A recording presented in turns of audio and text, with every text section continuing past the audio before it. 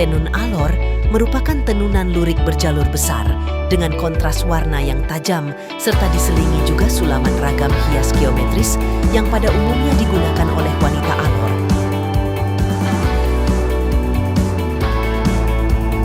Ten Alor sebagian besar mengikuti kelompok kesatuan adat yang sudah ada sejak dahulu. Tenun sudah dikenal di wilayah ini sejak ratusan tahun lalu di saat orang mulai beralih dari menggunakan kulit kayu dan kulit binatang sebagai pembungkus badan ke bahan hasil tenunan. Banyaknya suku dan bahasa yang ada di Kabupaten Alor dapat dipastikan bahwa para leluhur orang Alor berasal dari asal-usul yang berbeda yang datang melalui gelombang migrasi yang berbeda, maka tidak heran jika di Alor terdapat banyak ragam motif tenun yang disesuaikan dengan lingkungan, kemampuan dan keterampilan. Pada masa ini di Alor terdapat 5 kerajaan yaitu Kerajaan Kolana, Kerajaan Batu Lolong, Kerajaan Kui, Kerajaan Alor dan Kerajaan Baranusa. Pembagian wilayah kerajaan masa lalu turut berpengaruh pada budaya lokal termasuk motif tenun yang berkembang di wilayah Kabupaten Alor secara turun-temurun.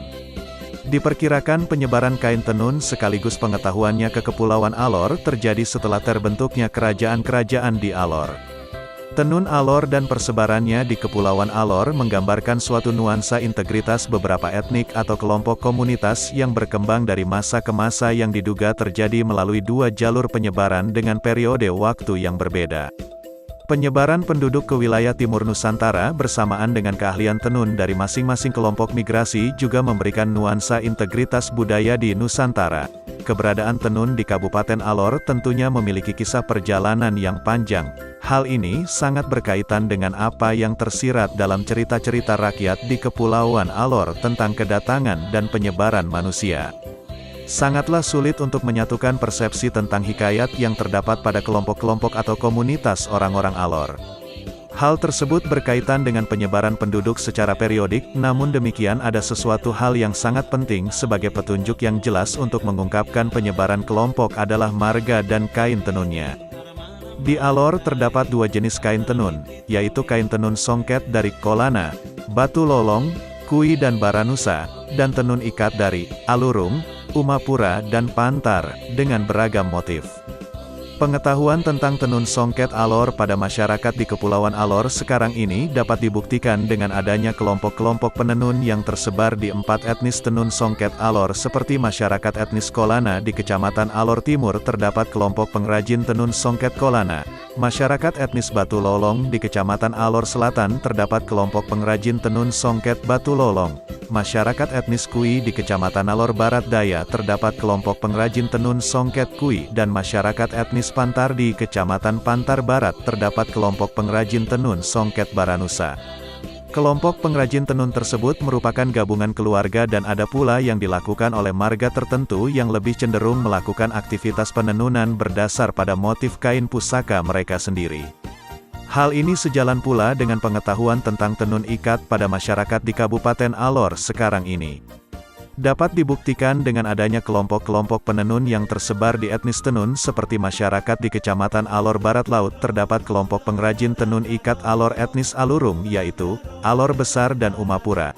Masyarakat di 5 kecamatan di Pulau Pantar terdapat pengrajin tenun ikat Alor etnis Pantar.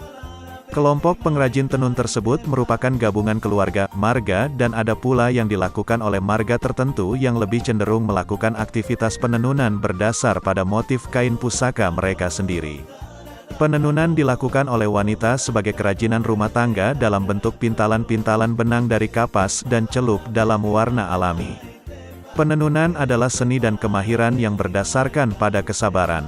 Pewarnaan dilakukan dengan merendam berbagai daun dan kulit kayu serta kapur. Setelah proses warna selesai, benang dicelup dalam campuran air dengan pewarna yang ada. Semua warna tersebut mudah luntur jika sering dicuci. Orang Alor umumnya selalu memilih warna hitam pekat.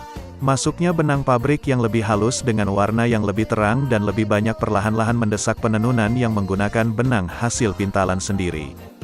Benang pintalan sendiri menggunakan kapas yang ditanam sendiri. Perang Dunia II menyebabkan arus masuk benang pabrik terhambat, sehingga penenunan dengan menggunakan hasil pintalan sendiri kembali menguat. Teknik yang digunakan dari pengolahan kapas hingga penenunan pada saat itu adalah sama dengan yang digunakan sampai saat ini. Sebagian penenun ada yang menggunakan benang pabrik untuk lungsin dan menggunakan benang kapas hasil pintalan sendiri untuk pakan. Hal tersebut dimaksudkan untuk mendapatkan kain yang lebih kuat, daripada hanya menggunakan benang pabrik saja.